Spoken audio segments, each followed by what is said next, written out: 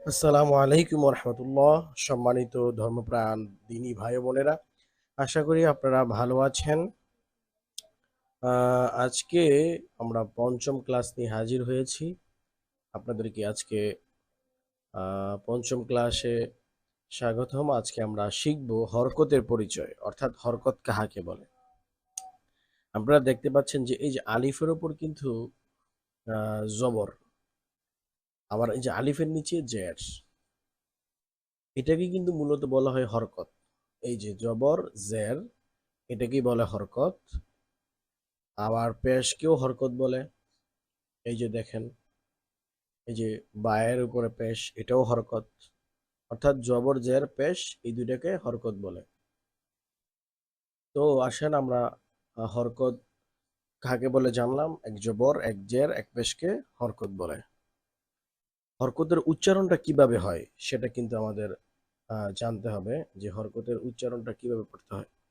যেমন দেখেন, এখানে লেখা আছে যে হামজা জবর আ, বা আলিফ জবর আ, বা জবর বা, তা জবর তা, সা জবর সা, জিম জবর জা, হা জবর হা, খ জবর খ, দাল জবর দা, জাল জবর জা, রা জবর র, জা জবর জা, সিন জবর সা, শিন জবর শা, সদ জবর স, দদ জবর দ, ত জবর ত, জ জবর জ, আইন জবর আ, গইন জবর গ, ফা জবর ফা, কফ জবর ক, কাফ জবর কা, লাম জবর লা, মিম জবর মা, নুন জবর না, ওয়াও জবর ওয়া, হা জবর হা, হামজা জবর আ, ইয়া জবর ইয়া, ইয়া জবর ইয়া।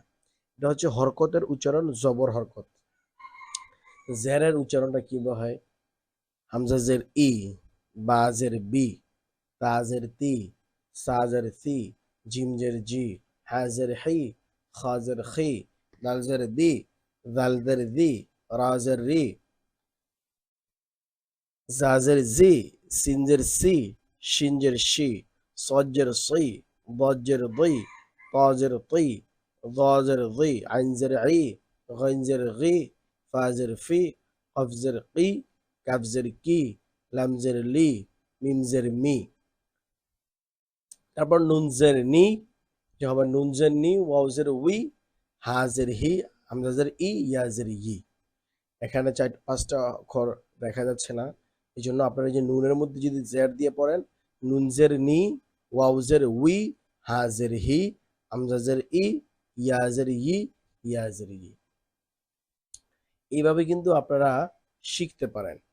অর্থাৎ এখন আমরা শিখলাম হরকতের পরিচয়, জবর হরকত, জের হরকত। এখন চলেন আমরা শিখি পেশের হরকতটা কিভাবে।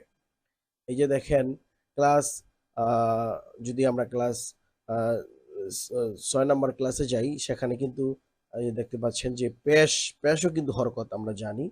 তো পেশের উচ্চারণ কিভাবে হবে? বা পেশ বু, ওয়াও পেশ বু, তা পেশ তু, ত পেশ তু, সা পেশ সু, সিন পেশ সু, সৎ পেশ সু, শিন পেশ সু, জিম পেশ জু, দাল পেশ দু, জা পেশ জু, জ পেশ দু, হা পেশ হু, হা পেশ হু। একটা চাপ দিয়ে পড়তে হবে। হা পেশ হু, আরেকটা হলো হা পেশ হু।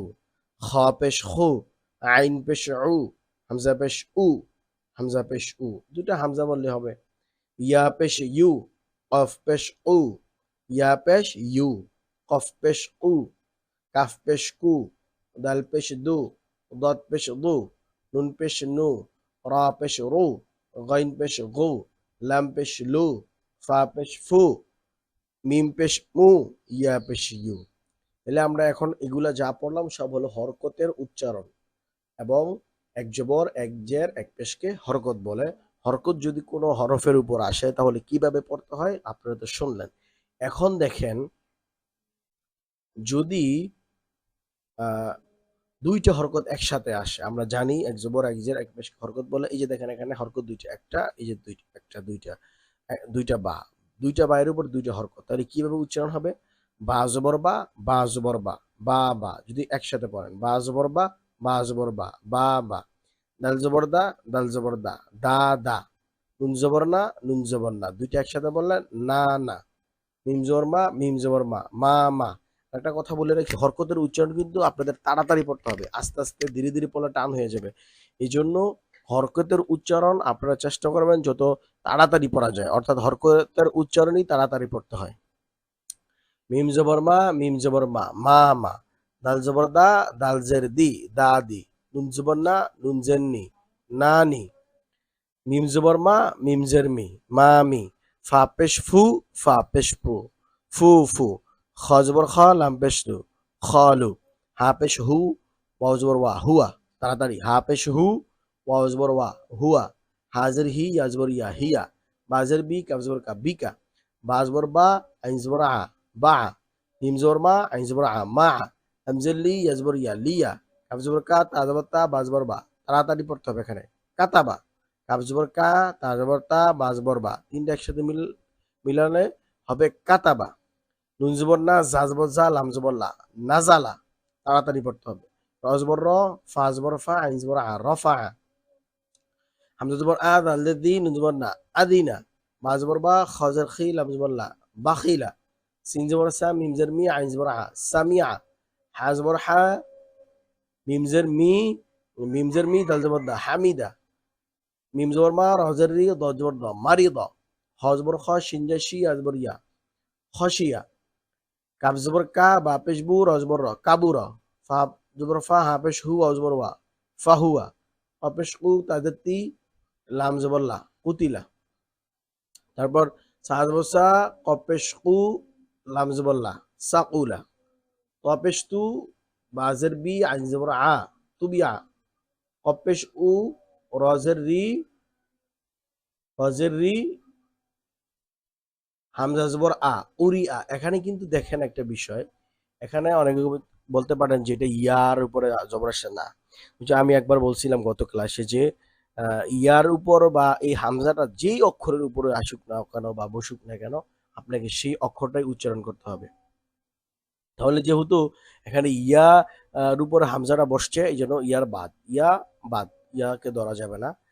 কপেশ উ, রজের রি, হামজা জবর আ বলতে হবে, উরিয়া। তো আমরা আজকে শিখলাম যে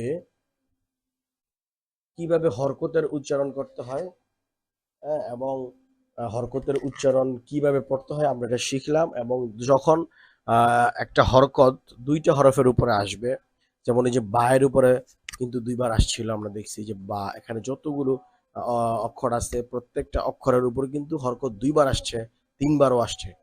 হ্যাঁ, এখানে প্রত্যেকটাই হরকত আছে, যেমন জবর একটি হরকত, জের একটি হরকত, পেশ একটি হরকত। তো এই হরকতের উচ্চারণ কিন্তু, জেরের উচ্চারণ কি, জবরের উচ্চারণ কি, এবং পেশের উচ্চারণ কিভাবে আমরা কিন্তু আজকে শিখলাম। তো আমাদের দেখা হবে পরবর্তী ক্লাসে। আপনারা এই পড়াগুলো বারবার ট্রাই করবেন, অনুশীলন করবেন, তাহলে আপনাদের আয়ত্তে আসবে। আল্লাহ আমাদের সকলকে কোরআনুল কারীম শিক্ষার এবং পড়ার তৌফিক দান করুন। দেখা হবে পরবর্তী ক্লাসে। সেই পর্যন্ত আপনারা সকলেই ভালো থাকবেন, সুস্থ থাকবেন। আর আমাদের যদি নিয়মিত ভিডিও পেতে চান তাহলে অবশ্যই চ্যানেলটিকে সাবস্ক্রাইব করে পাশে থাকবেন, এবং আপনার মূল্যবান মতামত জানাতে পারেন আমাদেরকে। আসসালামু আলাইকুম রহমতুল্লাহ।